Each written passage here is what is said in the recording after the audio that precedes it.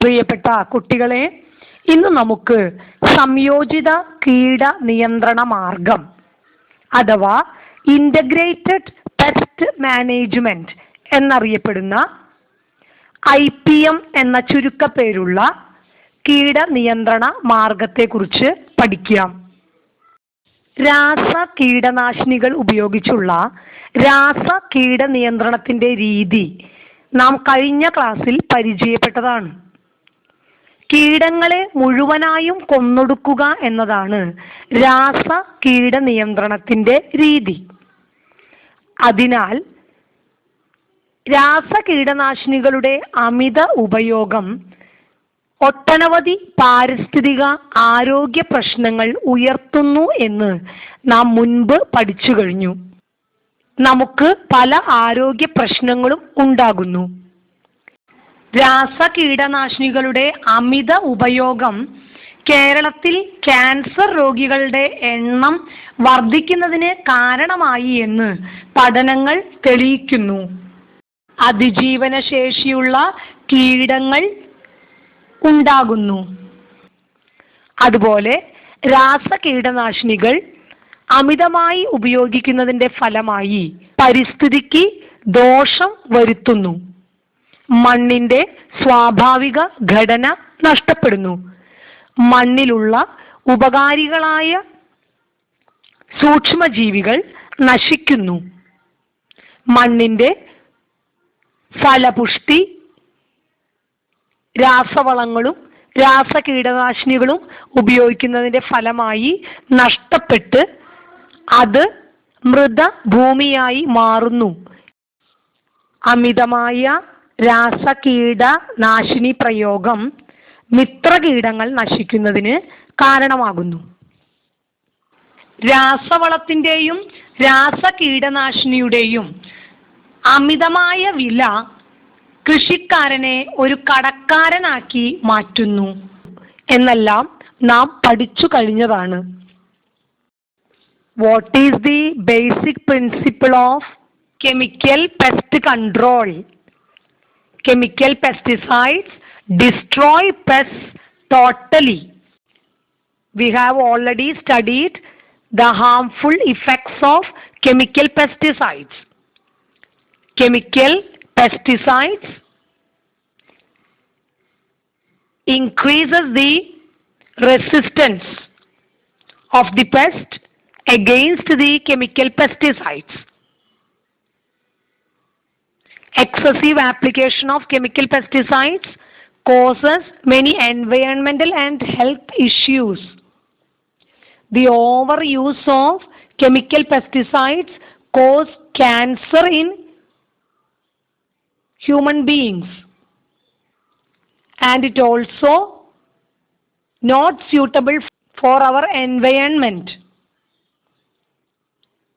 The natural composition of the soil will be lost by the application of chemical fertilizers and pesticides. The microorganisms will be destroyed. Some useful microorganisms are living in the soil. They are destroyed by the application of chemical pesticides. The application of chemical pesticides destroys the natural enemies of the pest. The fertility of the soil is reduced, and the excessive use of chemical pesticides makes the land barren, and it is also makes the farmers a debtor.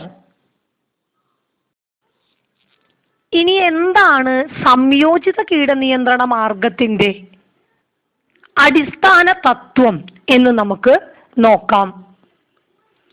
മുഴുവൻ കീടങ്ങളെയും കൊന്നൊടുക്കാൻ ശ്രമിക്കുക എന്ന രാസ കീടനിയന്ത്രണത്തിന്റെ രീതിയിൽ നിന്ന് വ്യത്യസ്തമായി കീടങ്ങളുടെ പെരുകൽ തടയുക എന്നതാണ് ഈ കീടനിയന്ത്രണ മാർഗത്തിന്റെ പ്രത്യേകത. എന്താണ് കീടങ്ങളുടെ പെരുകൽ എന്നതുകൊണ്ട് ഉദ്ദേശിക്കുന്നത്? കീടങ്ങളുടെ വർധനവ്, കീടങ്ങൾ എണ്ണത്തിൽ വർദ്ധിക്കുന്നതിനെ തടയാനുള്ള പരിശ്രമങ്ങളാണ് സംയോജിത കീടനിയന്ത്രണ മാർഗത്തിൽ ശ്രദ്ധിക്കുന്നത്. കീടങ്ങളുടെ പെരുകൽ തടയുന്നതോടൊപ്പം വിളനഷ്ടം ഉണ്ടാകാത്ത അവസ്ഥയിലേക്ക് കീടങ്ങളുടെ എണ്ണത്തെ പരിമിതപ്പെടുത്തുകയും ചെയ്യുക എന്നതാണ് സംയോജിത കീടനിയന്ത്രണ രീതിയുടെ അടിസ്ഥാന തത്വം. അപ്പോൾ എന്താണ് സംയോജിത കീടനിയന്ത്രണ രീതിയുടെ അടിസ്ഥാന തത്വം? മുഴുവൻ കീടങ്ങളെയും കൊന്നൊടുക്കാൻ ശ്രമിക്കുക എന്നതിന് പകരം കീടങ്ങൾ പെരുകുന്നത് തടയുന്നു. രണ്ടാമതായി ശ്രദ്ധിക്കുന്ന കാര്യം, വിളനഷ്ടം ഉണ്ടാകാത്ത വിധത്തിൽ കീടങ്ങളുടെ എണ്ണത്തെ പരിമിതപ്പെടുത്തുന്നു അല്ലെങ്കിൽ കുറയ്ക്കുന്നു. കീടങ്ങളുടെ എണ്ണം വർദ്ധിച്ചാൽ നമുക്കറിയാം നമ്മൾക്ക് ലഭിക്കേണ്ടതായ കാർഷിക വിളകൾ അവയുടെ ഉൽപാദനം കുറയും. അങ്ങനെ കുറയാത്ത വിധത്തിൽ കീടങ്ങളുടെ എണ്ണത്തെ പരിമിതപ്പെടുത്തുക എന്നതാണ് സംയോജിത കീടനിയന്ത്രണ രീതിയുടെ അടിസ്ഥാന തത്വം. What is the basic principle of integrated pest management? The basic principle of integrated pest management is not the destruction of pests totally. We have already studied the basic principle of chemical pest control. That is the destruction of pest totally. But here in IPM, the basic principle is not the destruction of pest totally. Instead, this pest control prevents the multiplication of pests, and it also tries to limit their number without loss of crop. Here, the multiplication of pests is prevented, and also this method tries to limit the number of pests without loss of crop. When the pest increases, the crop loss will be more. But here in IPM, the crop loss is reduced by preventing the multiplication of pests. അപ്പോൾ എങ്ങനെയാണ് നമ്മൾ ഈ രീതി പ്രകാരം കീടങ്ങളുടെ എണ്ണത്തെ കുറയ്ക്കുക അല്ലെങ്കിൽ പരിമിതപ്പെടുത്തുക എന്ന് നമുക്ക് നോക്കാം.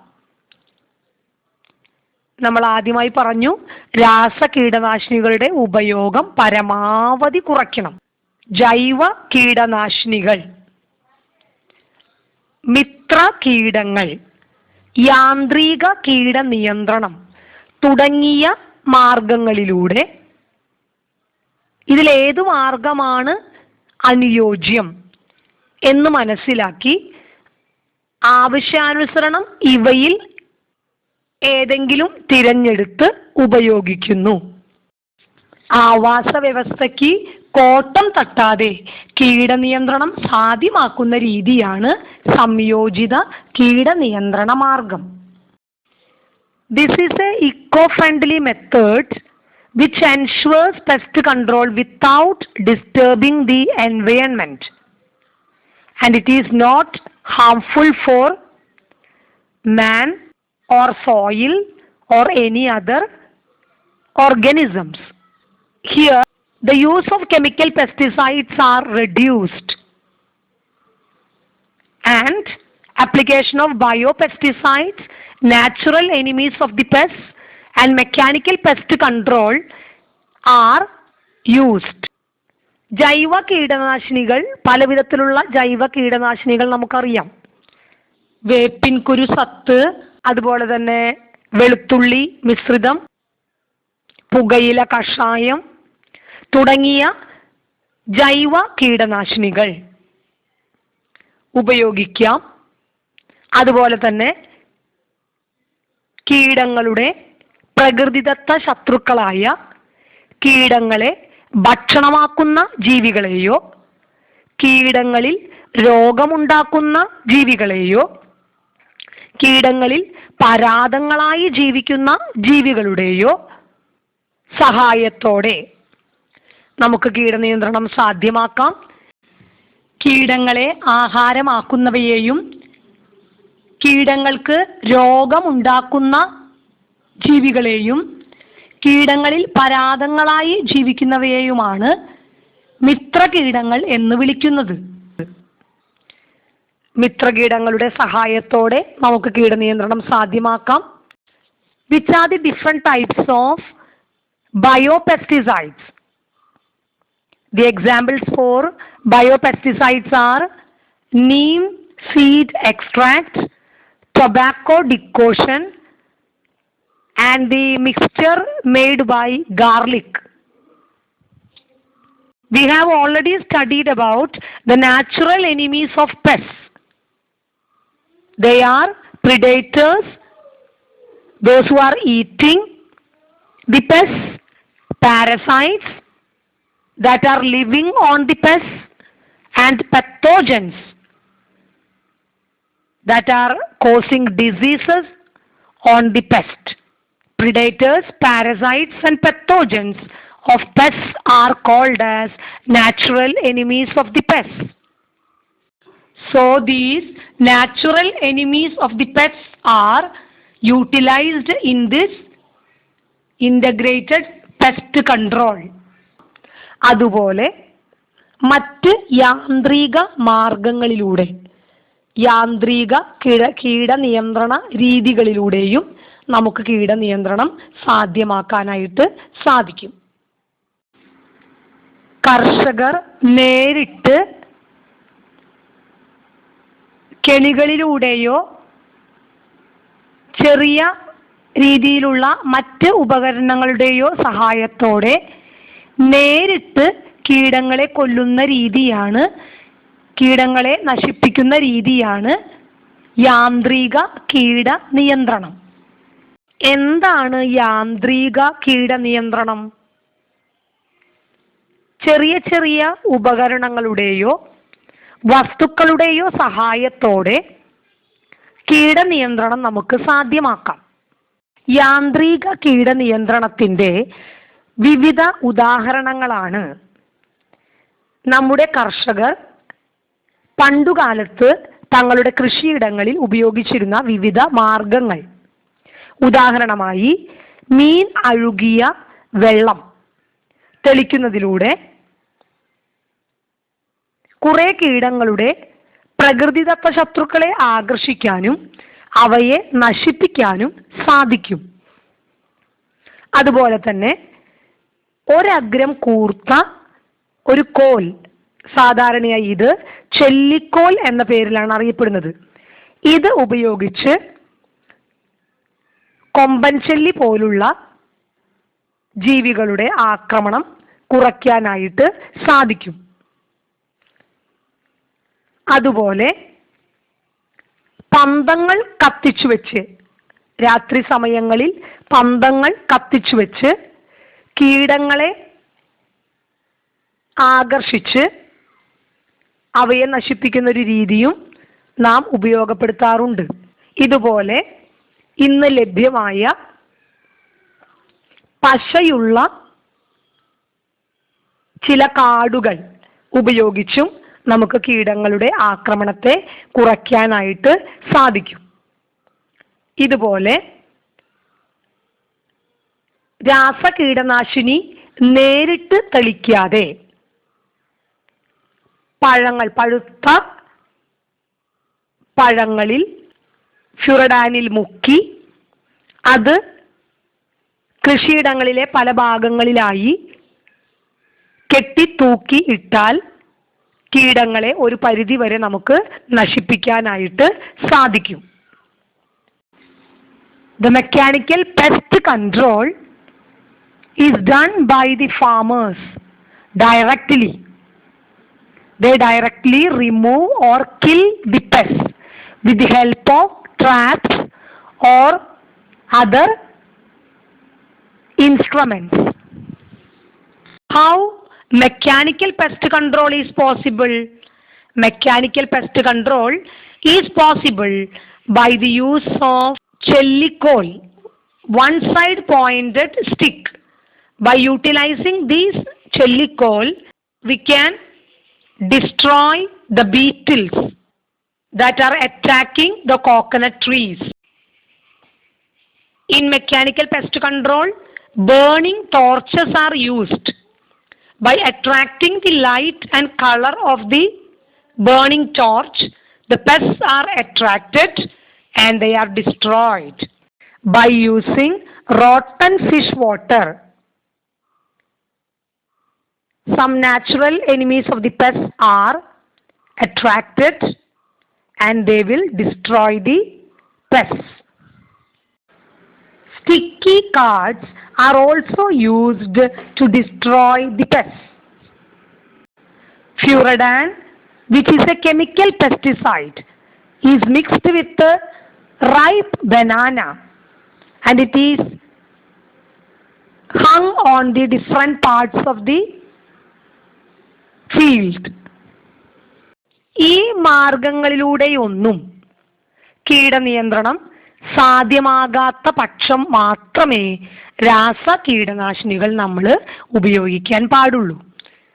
പരമാവധി രാസകീടനാശിനികളുടെ പ്രയോഗം കുറയ്ക്കുക എന്നുള്ളതാണ് സംയോജിത കീടനിയന്ത്രണ മാർഗത്തിന്റെ അടിസ്ഥാന തത്വം.